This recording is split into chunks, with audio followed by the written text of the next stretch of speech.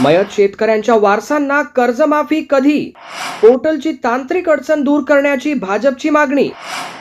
अमरावतीत अहिल्यादेवी होळकर शेतकरी कर्जमुक्ती योजनेतील पात्र मयत शेतकऱ्यांच्या वारसांना कर्जमाफीचा लाभ मिळावा यासाठी भाजपकडून जिल्हाधिकाऱ्यांना निवेदन देण्यात आले आहे। पोर्टलवर मयत शेतकरी असा स्वतंत्र पर्याय उपलब्ध नसल्याने वारसांची केवायसी, फार्मर आयडी आणि इतर प्रक्रिया पूर्ण करण्यात अडचणी येत असल्याचा दावा भाजपने केला आहे। परिणामी पात्र मयत शेतकऱ्यांचे वारस कर्जमाफीच्या लाभापासून वंचित राहण्याची शक्यता निर्माण झाली आहे।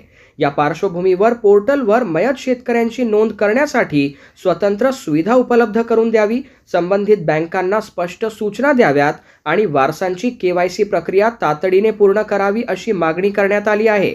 भाजप भातकुली तालुक्याच्या वतीने तालुकाध्यक्ष सोपान उर्फ योगेश गुडधे आणि संजय गुडधे यांनी 19 ऑगस्ट रोजी जिल्हाधिकाऱ्यांना निवेदन दिले।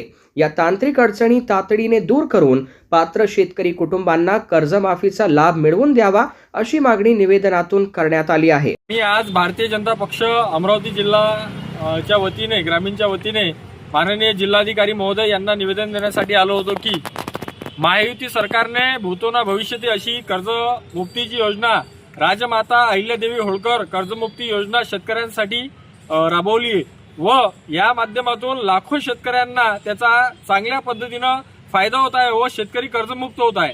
पण त्याचबरोबरीनं ह्या योजनेमध्ये जे शेतकरी ह्या 5 वर्षामध्ये मयत झाले अशा मयत शेतकऱ्यांची संख्या अमरावती जिल्ह्यामध्ये तसेच महाराष्ट्रामध्ये फार मोठ्या प्रमाणात आहे।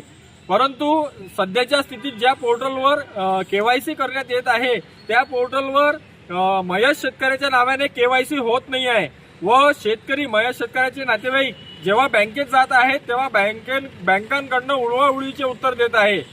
हा शेतकरी पात्र आहे परंतु केवायसीच्या अडचणीमुळे त्या मयत शेतकऱ्याच्या कुटुंबाला किंवा त्याच्यावरचा असलेला बोजा कमी होत नाही आहे।